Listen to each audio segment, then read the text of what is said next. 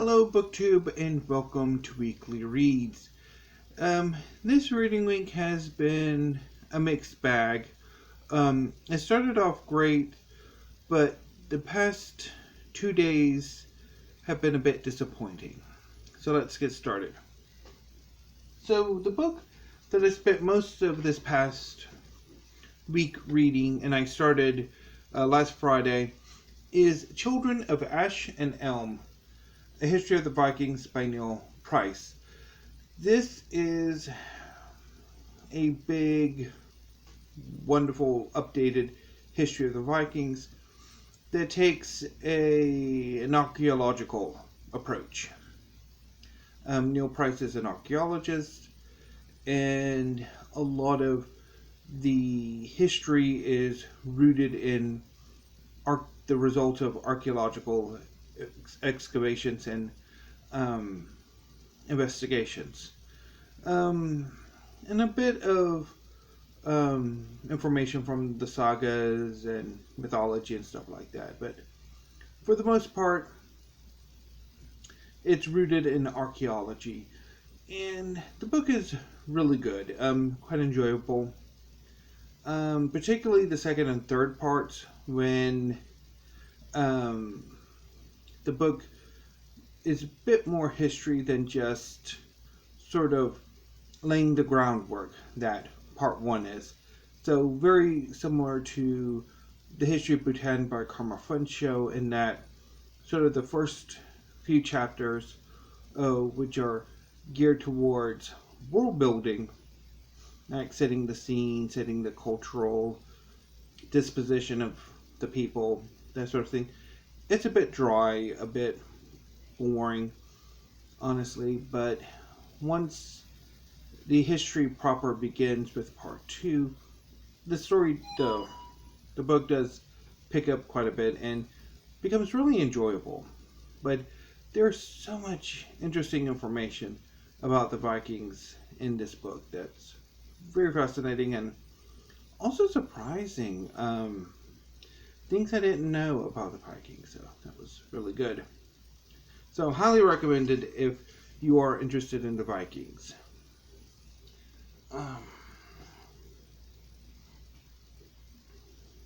So the second book I tackled this week, and The Bale, is Game of Queens by Sarah Gristwood. This is a history of Europe from the late 15th century to the early 17th century, and focuses on this more than a century of women in prominent positions of power, either as queens regnant, reigning queens, or as regents for their male kin. So this book is bookended by Isabella of Castile and Elizabeth of England, and a plethora of queens and regents work in between. This history is fascinating. I would love to read a different history of this period, featuring these women, and biographies of these women. I want a biography of Isabella the First. I want a biography of Elizabeth the First, and of Margaret of Austria, and quite a few other women who appear. But the problem is Game of Queens is too snappy. The chapters are short and cover long periods. So there'll be some chapters that cover 5 years in 10-15 pages. And there's not much in the way of analysis of delving deep into what was going on. It's just really sort of chronicle reportage with occasional tangents into more gossipy material that is a bit disappointing. So I'm hoping I can find a similar book to this that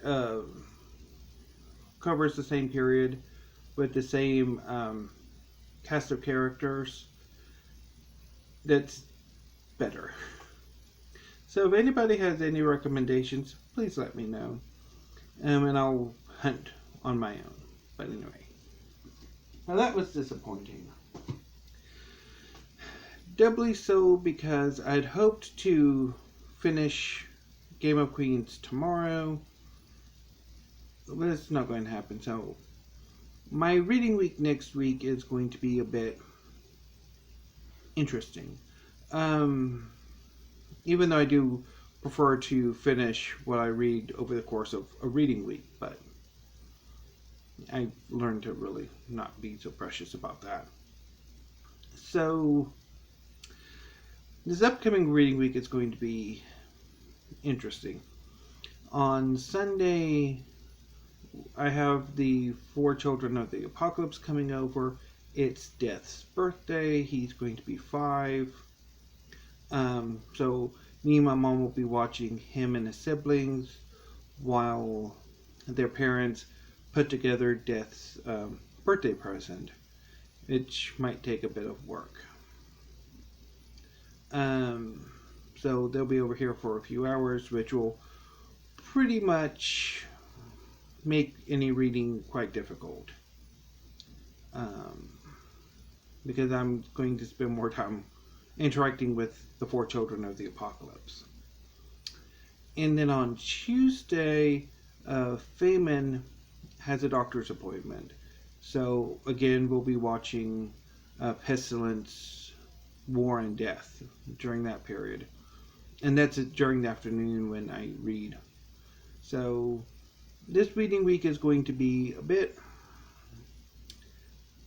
inconsistent than I usually do. So I think I'm going to lay off of any major projects and just do things, just read books that I know I could read relatively quickly, or if I do bail on something, it ain't gonna really matter. So anyway, so for Steve Donahue, because in last week's weekly reads, he made the comment that he was looking forward to my thoughts on Docile. So for Steve, I will be tackling at some point Docile by K.M. Szpara.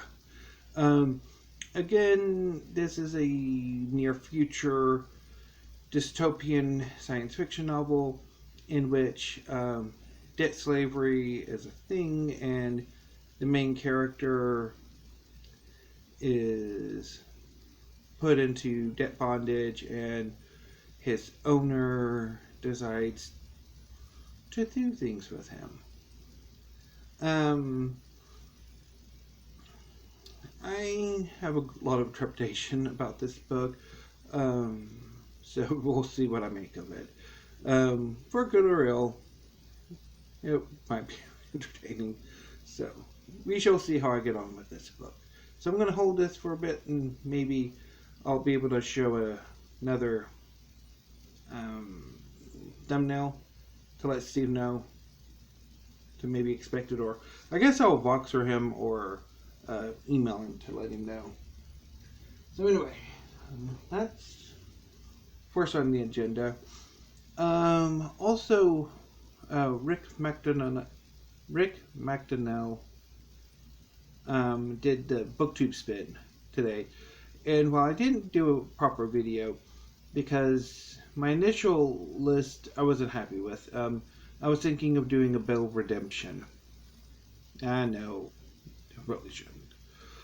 So I was going to do a list of 20 history books that I would like to get to, but I never got around to it. So I'm kind of stuck with the Bell Redemption list.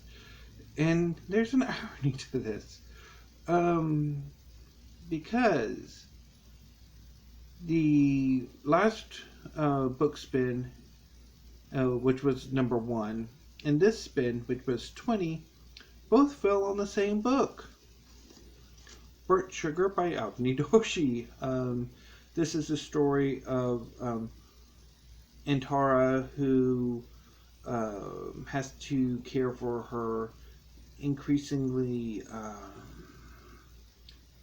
dementia-afflicted and Alzheimer's-afflicted mother, and dealing with her resentment over her mother's abusive behavior and generally being a bad parent. So, anyway, I bailed when I read it in May, and I don't know if I'm going to get to it or not. I just thought it would be funny to note that. So, in addition to Docile, I am going to be getting to some of the manga I picked up this past month. I'm quite looking forward to. So, not entirely sure if I'll start them this weekend or here and there, depending how things turn out. So anyway, so the manga that I'm going to be focusing on in particular, if time permits, I might get to more of them, except for Tsubasa Reservoir Chronicle, because I have volume 6 and 15, and we'll get to that in a second. But first, the manga volumes that are immediately on my docket for this coming week. Magi, Volume 1 by Shinobu Ohtaka. This is the story of a young wizard named Aladdin who goes off on a number of adventures with his friend Alibaba and an increasing cast of friends in a world inspired by the Middle East, and more specifically the 1001 Nights.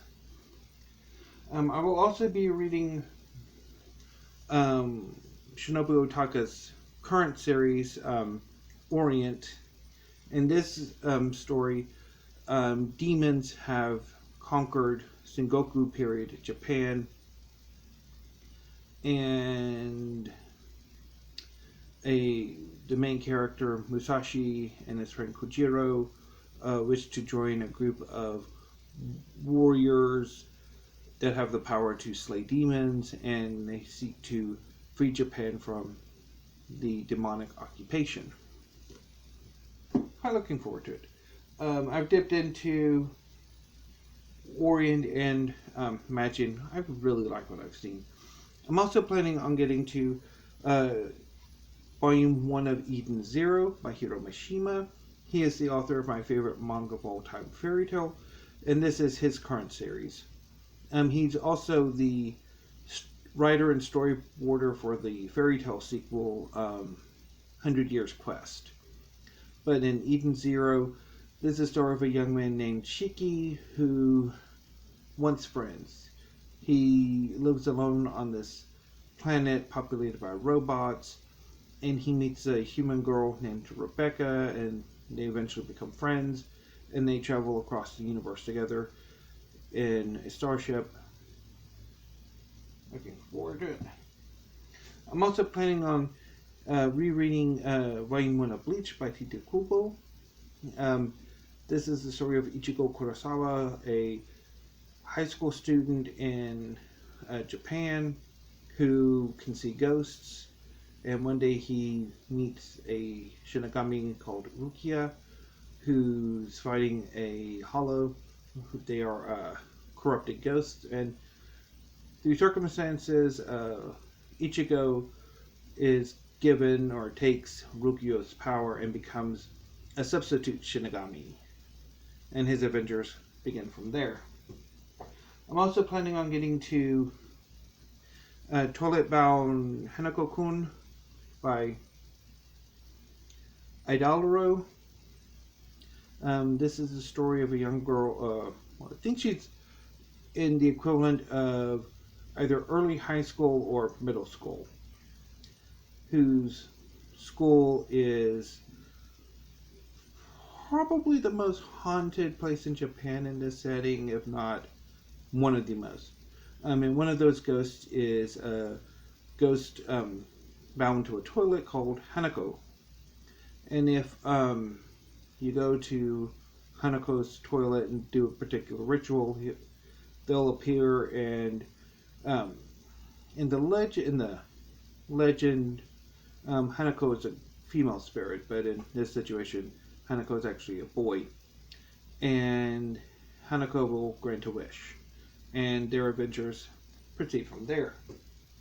And finally, I will be rereading Volume 1 of Fullmetal Alchemist by Hiromu Arakawa. This is the story of the Ulrich brothers, Edward and Alphonse, who are alchemists in search of the Philosopher's Stone to restore their bodies.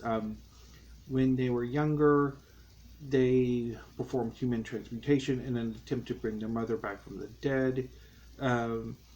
Human transmutation is forbidden not only legally but alchemically, because there's a high price to pay for an act that will fail. Edward loses his leg, and Alphonse loses his body.